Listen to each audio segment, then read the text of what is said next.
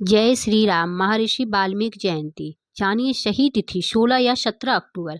वाल्मीकि जयंती कब जाने रामायण के रचयिता का इतिहास और उनसे जुड़ी रोचक बातें। शरद पूर्णिमा पर महर्षि वाल्मीकि जयंती मनाई जाती है। महर्षि वाल्मीकि के जीवन से जुड़ी कई ऐसी बातें हैं जिनसे आज भी कई लोग अनजान हैं। जाने वाल्मीकि जी का इतिहास, महत्वपूर्ण बातें। शरद पूर्णिमा का दिन माँ लक्ष्मी चंद्रमा की पूजा के अलावा एक और कारण से महत्वपूर्ण माना जाता है। शरद पूर्णिमा पर महर्षि वाल्मीकि जी की जयंती मनाई जाती है। महर्षि वाल्मीकि को हिंदू धर्म में श्रेष्ठ गुरु माना गया है। ऐसी मान्यता है कि वाल्मीकि जयंती के दिन दान पुण्य करने का भी विशेष महत्व होता है। वाल्मीकि जयंती के दिन बहुत सी जगहों पर भजन कीर्तन का आयोजन किया जाता है और जगह जगह पर महर्षि वाल्मीकि जी के पूरे हर्षोल्लास के साथ शोभा यात्रा भी निकाली जाती है। धार्मिक मान्यता के अनुसार महर्षि वाल्मीकि जी संस्कृत के प्रथम कवि थे। इन्होंने रामायण जैसी महाकाव्य की रचना संस्कृत में की थी, इसीलिए इन्हें संस्कृत का आदि कवि भी कहा जाता है। आइए जानते हैं इस साल 2024 में महर्षि वाल्मीकि जयंती कब है।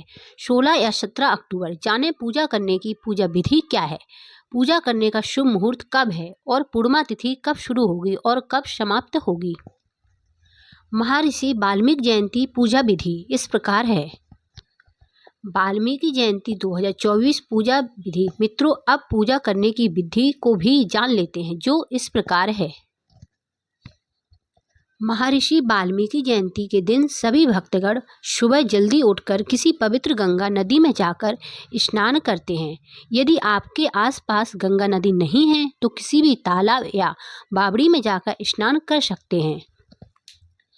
यदि संभव हो सके तो नहाने के पानी में गंगा जल मिलाकर स्नान ध्यान कर सकते हैं और स्नान आदि करने के बाद नया कपड़ा या स्वच्छ कपड़े पहन लें। इसके बाद भगवान सूर्य को जल का अर्घ्य दें। फिर पूजा स्थान पर नमन करते हुए अपने सभी इष्ट देवताओं का स्मरण करें और उनकी पूरी विधि विधान के साथ पूजा करें।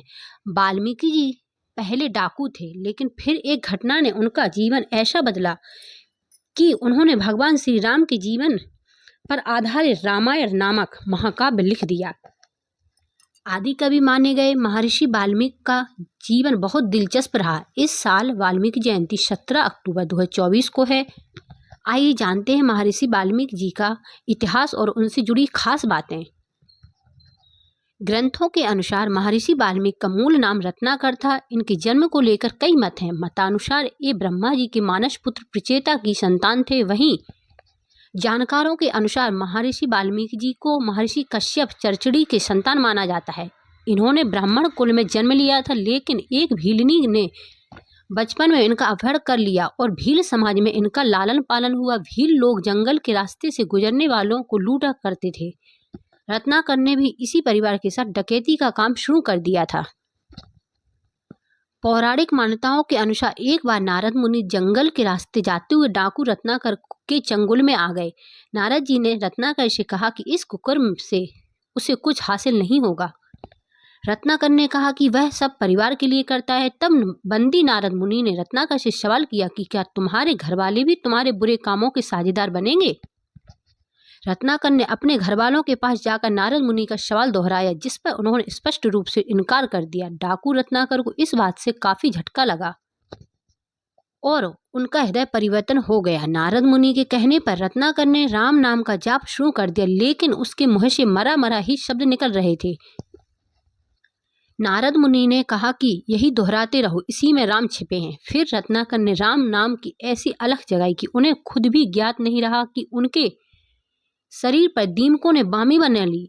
इनकी तपस्या से प्रसन्न होकर ब्रह्मा जी ने दर्शन दिए और इनके शरीर पर लगे बामी को देखा तो रत्नाकर को वाल्मीकि बना दिया।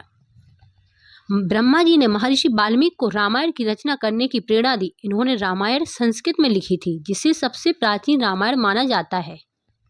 इसमें 24,000 श्लोक हैं। वाल्मीकि जयंती पूजा शुभ मुहूर्त। मित्रों, पूजा करने का शुभ मुहूर्त को भी जान लेते हैं। इस प्रकार है। अब आपको बता दें कि हिंदी पंचांग के अनुसार साल 2024 में महर्षि वाल्मीकि जयंती 17 अक्टूबर दिन गुरुवार को मनाई जाएगी।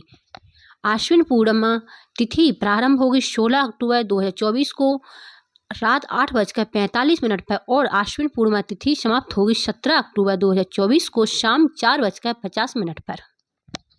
Thanks for watching. इसी तरह की धार्मिक वीडियो देखने के लिए हमारे चैनल से जुड़े रहिए। लाइक, सब्सक्राइब और शेयर कीजिए। जय श्री राम।